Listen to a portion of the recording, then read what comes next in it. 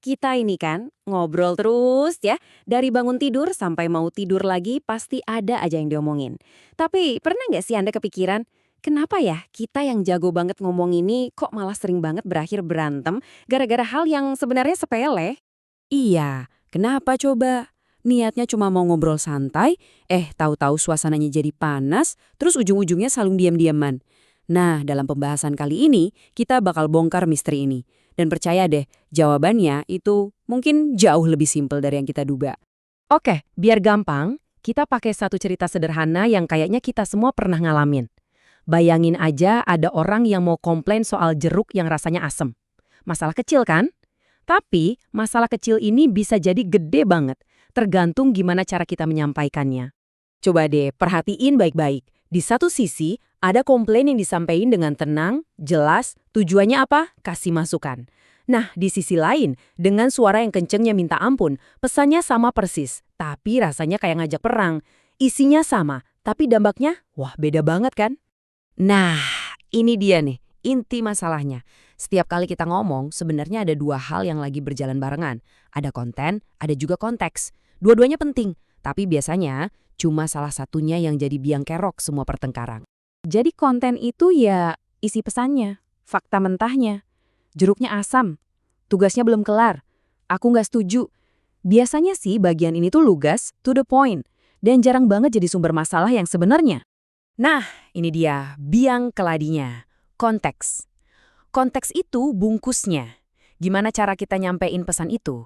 Mulai dari nada suara kita, bahasa tubuh, pilihan kata, bahkan kapan kita ngomonginnya. Disinilah medan perangnya. Pesan yang sama bisa kedengaran kayak masukan yang ngebangun, atau malah jadi hinaan yang nyakitin. Semuanya tergantung konteksnya. Terus, kenapa konteks kita sering kali jadi berantakan? Jawabannya adalah, karena seringkali tanpa kita sadar, kita itu nggak cuma lagi ngirim pesan, kita juga lagi menyelundupkan sesuatu, niat-niat lain yang tersembunyi. Inilah yang bisa kita sebut sebagai penumpang gelap. Niat-niat tambahan yang sebenarnya nggak ada hubungannya sama pesan utama, tapi dia nebeng di obrolan kita dan ngebajak semua tujuannya. Kita pikir lagi ngomongin jeruk, padahal sebenarnya ada agenda lain yang lagi jalan. Penumpang gelap ini bentuknya macam-macam. Bisa jadi karena kita pengen selalu kelihatan benar, atau kita cuma pengen numpahin amarah yang udah dipendem, atau yang paling bahaya nih, dorongan buat menjatuhkan atau mempermalukan orang lain, biar apa? Biar kita ngerasa menang. Oke, jadi gimana cara ngatasinnya? Kuncinya simple banget. Kita harus balik nanya ke diri sendiri. Solusinya itu bukan di teknik ngomong yang canggih, tapi di kejujuran soal niat kita yang sebenarnya. Jadi poin paling pentingnya tuh ini. Inti dari komunikasi yang berhasil itu bukan soal seberapa pinter kita ngerangkai kata, tapi seberapa jelas tujuan kita. Kalau tujuannya lurus, cara penyampaiannya juga pasti bakal ngikutin jadi lurus. Inilah pertanyaan paling sakti yang harus kita tanyain ke diri sendiri sebelum kita buka mulut. Sebenarnya aku mau apa sih dari obrolan ini? Apa aku mau cari solusi? Apa aku mau dia paham perasaanku? Atau jangan-jangan aku cuma mau marah-marah dan ngerasa lebih unggul? Langkah-langkahnya praktis banget kok. Pertama, jeda dulu. Tarik nafas sebentar sebelum ngomong. Kedua, tanyain pertanyaan sakti tadi.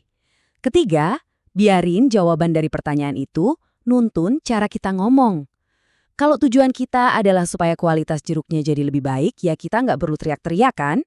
Kalau kita bisa lakuin ini, kita bisa mengubah cara kita mandang komunikasi yang sukses. Bukan lagi soal siapa yang suaranya paling kencang atau siapa yang menang debat, tapi tentang sesuatu yang jauh lebih penting dari itu.